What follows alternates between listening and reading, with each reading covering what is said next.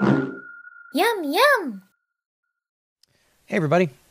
So I wanted to give you a small update as I was working through building the full rig and applying it to the character. When I showed off the eyes, the teeth, and the tongue before, I was like, oh, I don't have to really worry about the distortion too much. And if it does, we'll have to fix it. Well, we have to fix it. As I was getting in there, it became really apparent when I was getting into some the way I had to shape the eyes to fit the character. So I'm going to show you the problem, and then I'm going to show you the fix. And then maybe give you a sneak peek of something else. So what is the problem? So obviously we have our rig here.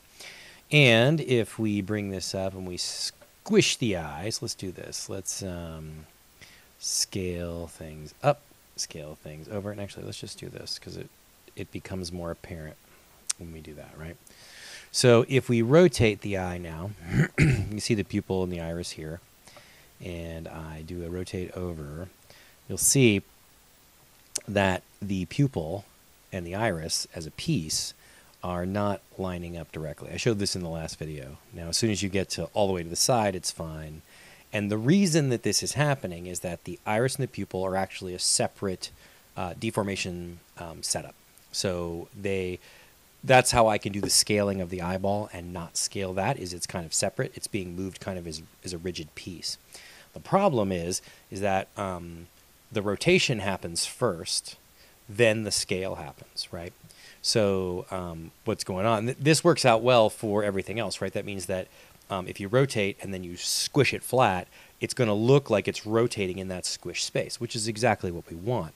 The problem is, because of the order in which these things go and the order of operations, is that the pupil and the iris are moved into the right place and then squished flat. And that's what's happening here, is that it's, instead of aligning with the new piece of, or not really the geometry, but aligning with the shape that has been created, it's aligning with the sphere beforehand, right?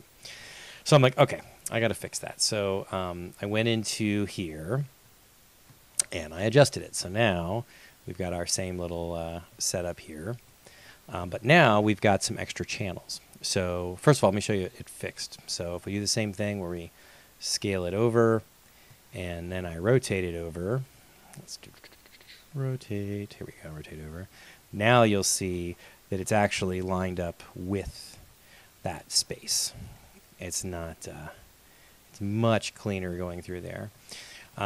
So that was the first big win, was figuring that out. And what we did was, what I did was that I had to solve the problem of how do I get the orientation of the sphere after the fact, right?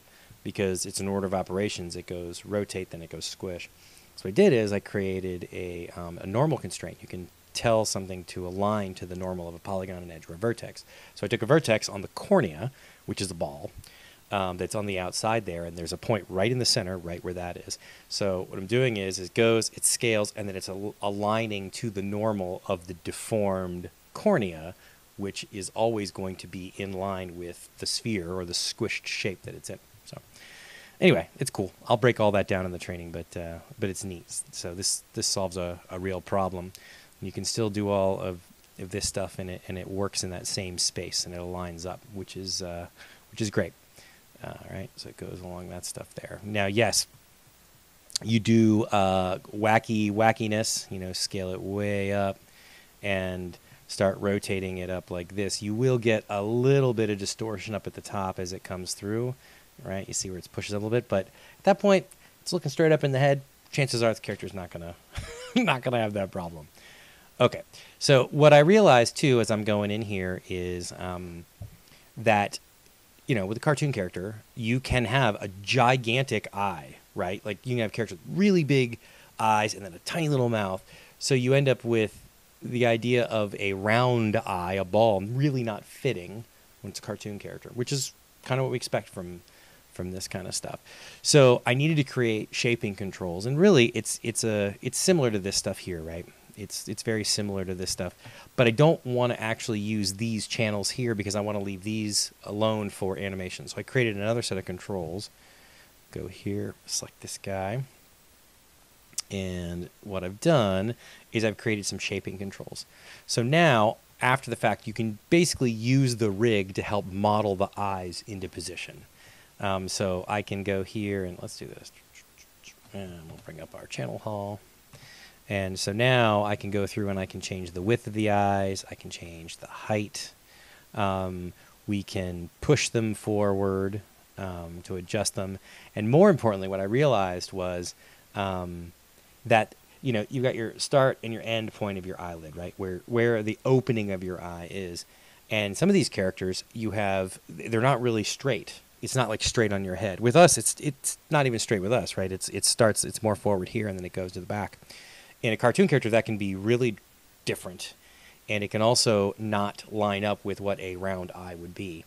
So I created a shear control to allow us to squish or, you know, shape the eye so that no matter what we're looking at, and I'll do the left side here, right? We can create an eye that fits in whatever shape we need it to. Oops, not there. In there.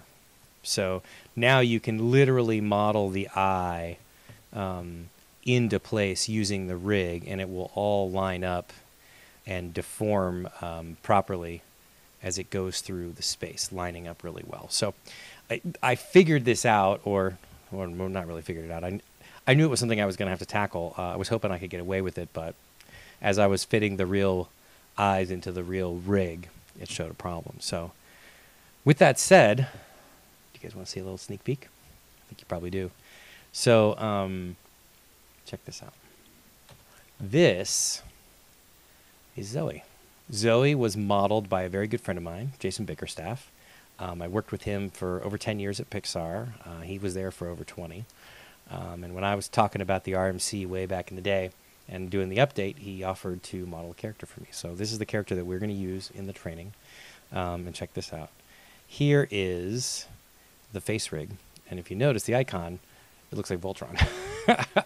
And that's because I've been kind of internally calling this Project Voltron because it is a lot of little mini rigs, ears, teeth, tongue, all put together to make one big master rig. So yes, I'm a full-on nerd. And I'm expressing myself through the face rig that I'm building. But anyway, so there's a little sneak peek. So we're going to rig Zoe. Thank you again, Mr. Jason. We're going to use this master rig, drop it in. It's drag, drop, fit, and finish.